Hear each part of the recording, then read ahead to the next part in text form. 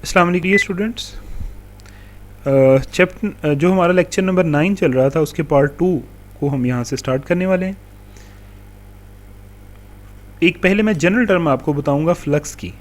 Flux as a surface integral, कि आप flux को सरफेस इंटेग्रल के तौर पे कैसे लिख सकते हैं, ये जनरल टर्म मैं आपको बताऊंगा।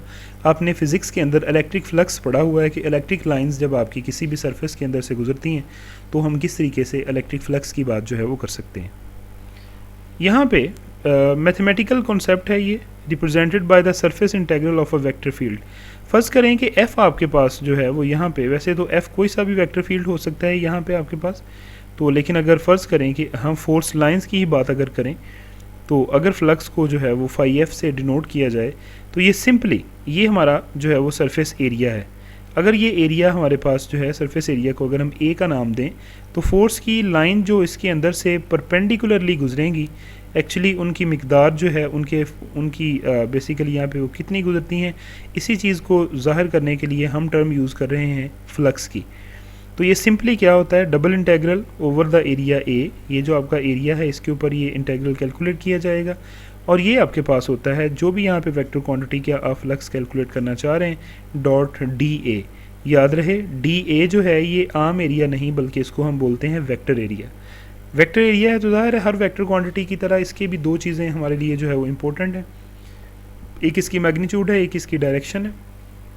तो डी ए की मैग्नीट्यूड जो होगी वो सिंपली ये जो आपके पास यहाँ पे आपको हिस्सा नज़र आ रहा है इसका कितना एरिया है वो यहाँ पे होगी, और इसकी डायरेक्शन जो होती है वो हमेशा ये जिस प्लेन में ये एरिया जिस प्लेन को ज़ाहिर कर रहा है इसकी परपेंडिकुलर डायरेक्शन जो होती है वो डी ए के लिए ली जाती है।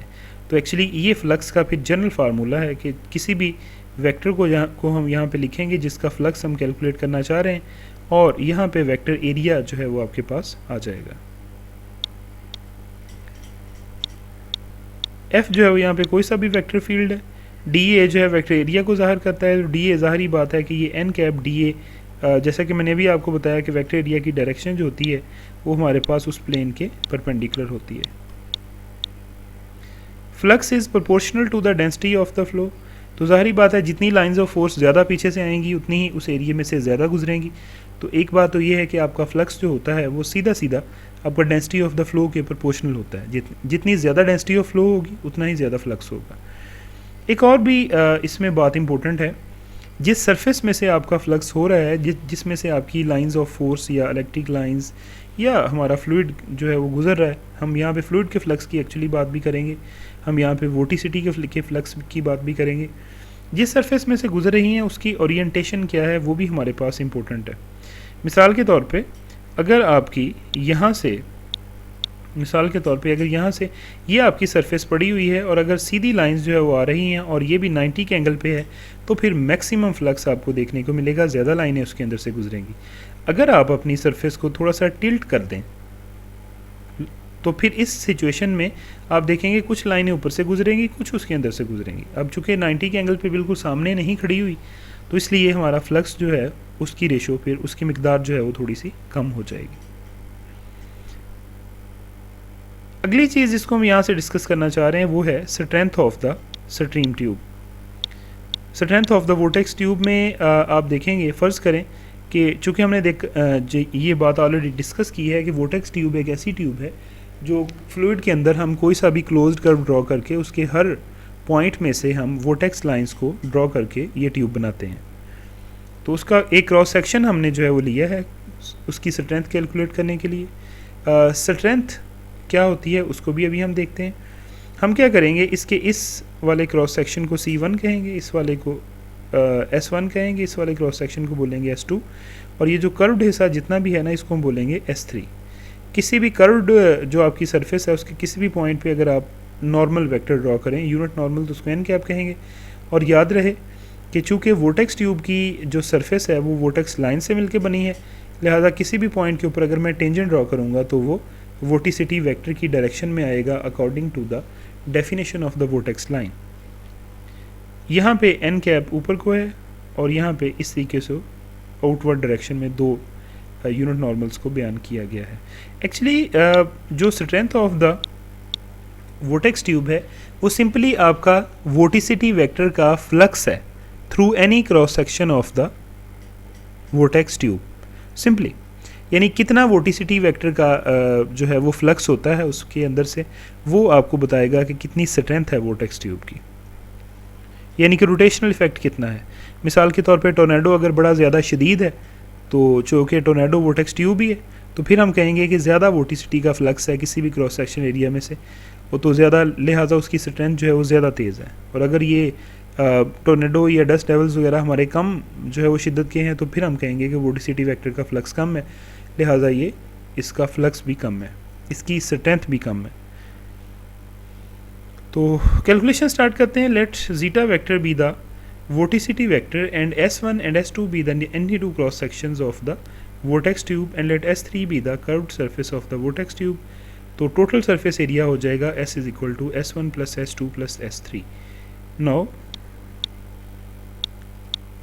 अगर आप देखें तो double integral over the surface S zeta dot n cap d s, actually ये एन कैप डी एस जो है वो डी एस वैक्टर ही है आपके पास, तो ये इसको हम by using the Gauss's divergence theorem हम इनको लिख सकते हैं triple integral over the volume tau del dot zeta cap, zeta vector है डीटा, तो एस जो है वो क्या है, क्लोज सरफेस है enclosing the volume tau of the fluid and N cap is the outward drawn unit normal to S.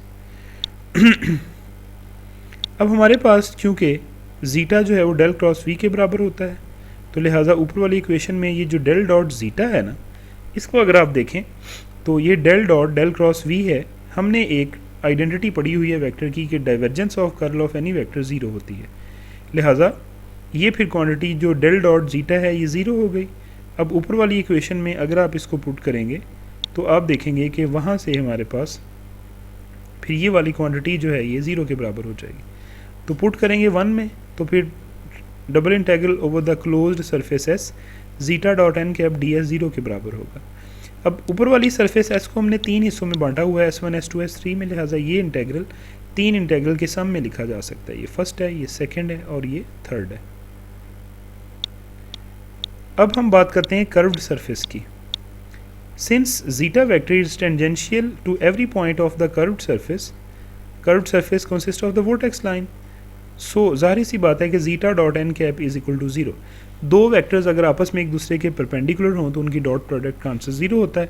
चूँकि curved surface के हर पॉइंट के ऊपर जो है वो वोर्टेक्स लाइन से मिलके बना हुआ है, तो हम जानते हैं वोर्टेक्स लाइन के हर पॉइंट पे जो टेंजेंट होता है वो नॉर्मल, इस केस के अंदर हमारे पास टेंजेंट जो होता है वोर्टिसिटी की डायरेक्शन में होता है। तो लिहाजा अब ये टेंजेंट की डायरेक्शन में है, तो टेंजेंट और नॉर्मल की डायरेक्शंस का डॉट प्रोडक्ट ज़ीरो होता है। तो आपने देखा कि फिर उसके along S3 double integral zeta dot n cap d s तो हमारा ज़ीरो हो गया। तो लिहाजा इक्वेशन नंबर 2 क्या बन गई, फिर दो ही फैक्टर्स रह गए उसमें, एक S1 वाला और एक S2 वाला। तो यहाँ पे अगर आप S1 वाले को अगर आप इधर रहने दें, S2 वाले को अगर आप उधर ले जाएँ तो ये चीज़ बनेगी। अब आप देख लें कि डायरेक्शन ऑफ फ्लो और इस केस के अंदर जो है वो हमारे पास दोनों डिफरेंट होते हैं, तो लिहाजा ये वाला एक्चुअली माइनस इसको लिखा जा सकता है माइनस, तो माइनस माइनस इससे कैंसिल आउट हो जाएगी।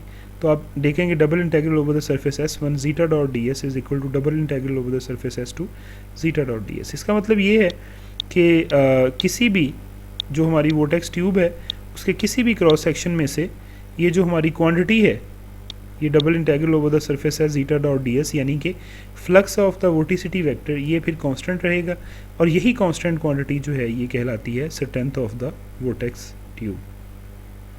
इसी को हम बोलते हैं strength of the vortex tube. कुछ टर्म्स हैं, मज़ीद सर्कुलेशन है, फिर इसका वोर्टिसिटी के साथ लिंक है, और फिर वोर्टेक्स मोशन का बाकायदा आगाज़। ये इंशाल्लाह हम कल वाले लेक्चर के अंदर जो है वो करेंगे। Thank you so much. अल्लाह हाफिज़।